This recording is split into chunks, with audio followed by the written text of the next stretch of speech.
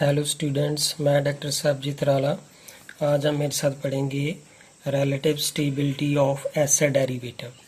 तो आपको स्टेबिलिटी पढ़ने से पहले ये पता होना चाहिए कि एसिड डेरिवेटिव होते क्या हैं। देखिए, हमारे पास ये वाला जो है इसको हम बोलते हैं सिंपल एसिड, और जो एसिड से कंपाउंड बनते हैं उसको हम एसिड डेरिवेटिव बोलते हैं। Like if we talk about the this is the simple case. अगर मैं इसकी एग्जांपल बताऊं तो वो है एसिटिक एसिड। अब एसिटिक एसिड से कौन कौन से कंपाउंड बन सकते हैं? एक तो है हमारे पास acetamide, CH3 C double bond O NH2, this is acetamide. इसी तरह से CH3 C double bond O, here is O C2H5, ये हो गया एथाइल एसीटेट। इसके बाद CH3 C double bond O, here is C double bond O, here is the CH3, ये हो गया एसिटिक एनहाइड्राइड। और एक हो गया CH3 C double bond O NCl, इसको बोलते हैं हम एसिड क्लोराइड। तो ये हमारे हो गए डिफरेंट एसिड डेरिवेटिव। तो हमने इनकी स्टेबिलिटी पढ़नी है। तो this is called here acetamide. ये क्या है हमारे पास? Ethyl acetate. ये हमारे पास है एसिटिक एनहाइड्राइड। और ये हमारे पास क्या है? Acid chloride. सो नाउ अगर हमारे पास ये डिफरेंट एसिड डेरिवेटिव है तो अब हमने इसकी अगर रिलेटिव स्टेबिलिटी कंपेयर करनी है तो हम क्या करते हैं कि इसको इन जनरल लिख लेते हैं कि लाइक ये वाले को एसिटामाइड को मैंने लिख लिया RC double bond O, here is NH2। इसको लिख लिया मैंने RC, यहाँ पे double bond O, here is O, और यहाँ पे R डैश। और इसको लिख लिया मैंने यहाँ पे here is R, और यहाँ पे C double bond O, here is O, यहाँ पे C डबल बॉन्ड O, और ये भी R, और यहाँ पे है RC डबल बॉन्ड O, और ये Cl। अब हमने जब इसकी स्टेबिलिटी डिस्कस करनी है तो देखें अब स्टेबिलिटी कैसे होगी। अब पहले हम एसिटामाइड की बात कर लेते हैं जो एसिडामाइड है। अगर कार्बन से ऑक्सीजन ज़्यादा इलेक्ट्रोनेगेटिव है तो ऑक्सीजन की इलेक्ट्रोनेगेटिविटी ज़्यादा, तो ये यहाँ पे इलेक्ट्रोनेगेटिव विदड्रा करेगा। तो कार्बन के ऊपर कौन सा चार्ज आ जाएगा? पॉजिटिव।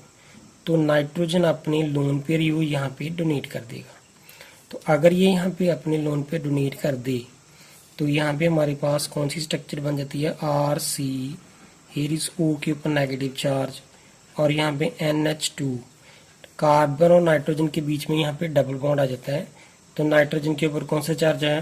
पॉजिटिव। अब यार यहाँ पे ध्यान से देखें, कार्बन और नाइट्रोजन, कार्बन का p एटॉमिक ऑर्बिटल और नाइट्रोजन का p एटॉमिक ऑर्बिटल, दोनों की p एटॉमिक ऑर्बिटल जो है वो सेम साइज होता है। तो they effectively overlap and resulting into the formation of this pi bond. और नाइट्रोजन जो है वो लेस इलेक्ट्रोनेगेटिव है, तो therefore it can accommodate the positive charge easily as compare to जो बाकी अभी केस आएंगे उसमें देखेंगे ये सारा कुछ क्या होगा।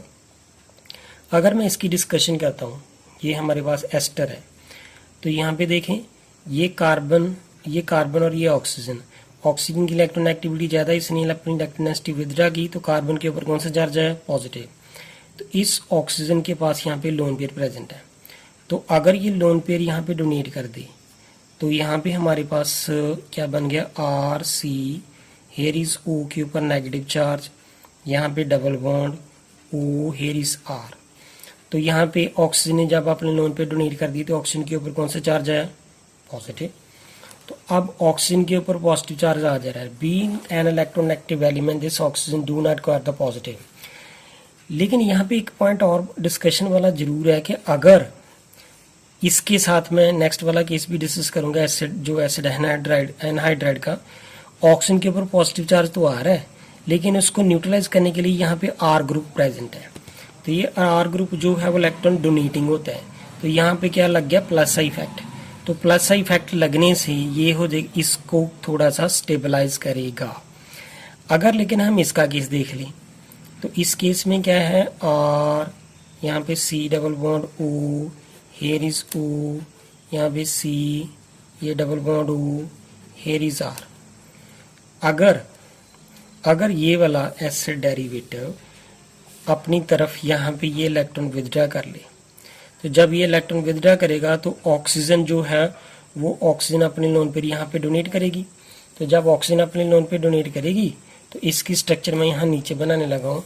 तो देखें बड़े ध्यान से कि ये बन गई हमारे पास RCO के ऊपर नेगेटिव चार्ज, यहाँ पे आ गया डबल बॉन्ड और यहाँ पे C double bond O and here is R। अभी यहाँ पे दोनों का आंसर छुपा हुआ है इसी दोनों स्ट्रक्चर में, इसका और इसका। देखें कंपैरिजन अगर दोनों में से कौन ज़्यादा स्टेबल है, एस्टर में और एसिड एनहाइड्राइड में। जब इस ऑक्सीजन ने अपने लोन पे डोनेट कर दी तो ऑक्सीजन के ऊपर कौन सा चार्ज आया, पॉजिटिव। यहाँ पे भी तो पॉजिटिव चार्ज आया था, लेकिन उस पॉजिटिव को न्यूट्रलाइज करने के लिए या उसको डैमेज करने के लिए यहाँ पे R जो ग्रुप लगा हुआ है जो इलेक्ट्रॉन डोनेटिंग है, यहाँ पे प्लस सा इफेक्ट लग रहा था, यहाँ पे ये प्लस सा इफेक्ट शो कर रहा था, उस वजह से यहाँ पे ये स्टेबिलिटी आ रही थी। लेकिन यहाँ पे इस ऑक्सीजन के पास जब उसने इलेक्ट्रॉन डोनेट कर दिए तो यहाँ पे तो ये वाला ग्रुप तो इलेक्ट्रॉन विथड्राइंग है, ये वाला CO ग्रुप जो है इलेक्ट्रॉन विथड्राइंग है। अगर ये इलेक्ट्रॉन विथड्राइंग है तो ये यहाँ से तो इलेक्ट्रॉन डेंसिटी विथड्रा करेगा। दैट मीन टू से the extent of positive charge will increase on the oxygen, और ऑक्सीजन के ऊपर जब पॉजिटिव चार्ज बढ़ेगा तो ये अनस्टेबल हो जाएगा। So therefore out of these acid anhydride and ester, acid anhydride जो है वो अनस्टेबल है और एस्टर जो है वो स्टेबल है। अब हम चलते हैं नेक्स्ट केस पे, जो हमारे पास ये है C डबल बॉन्ड O और यहाँ पे C है। अब क्लोरीन के पास 3 लोन पेयर प्रेजेंट है, तो होगा क्या, अगर उसके पास लोन पेयर प्रेजेंट है तो कार्बन से ऑक्सीजन की इलेक्ट्रॉन एक्टिविटी ज़्यादा है, तो इसने इलेक्ट्रॉन विथड्रा कर लिए, तो क्लोरीन अपने इलेक्ट्रॉन यहाँ पे जो है लोन पेयर डोनेट करेगी। तो जब ये लोन पेयर डोनेट करती है तो हमारे पास ये क्या बन जाता है, RCO के ऊपर आ जाता है नेगेटिव चार्ज और कार्बन क्लोरीन के अंदर क्या आ जाता है, डबल बॉन्ड। लेकिन यहाँ पे एक बात डिस्कशन करने में बहुत इंपॉर्टेंट है कि क्लोरीन का ये जो कार्बन के साथ पाई बॉन्ड बन रहा है, तो क्लोरीन का एटॉमिक नंबर होता है 17। तो उस केस में इसका ये वाला जो एटॉमिक ऑर्बिटल ओवरलैप कर रहा है वो 3p एटॉमिक ऑर्बिटल ओवर कर रहा है 2p के साथ कर रहा है। दैट मीन से अगर मैं यहाँ पे बनाना चाहूँ, आपको स्ट्रक्चर बना के दिखाता हूँ कि क्लोरीन का 3p एटॉमिक ऑर्बिटल और मान लीजिए कार्बन का एटॉमिक ऑर्बिटल छोटा है, तो एक बिगर साइज एटॉमिक ऑर्बिटल जो स्मॉल साइज के एटॉमिक ऑर्बिटल के साथ इफेक्टिवली ओवरलैप नहीं कर सकता। अगर ये इफेक्टिवली ओवरलैप नहीं करेगा, दैट मीन टू से कार्बन क्लोरीन के अंदर डबल बॉन्ड कैरेक्टर है तो सही, लेकिन द इलेक्ट्रॉन डेंसिटी जो है वो बड़ी वीक है। So therefore this weak electron density can easily break down.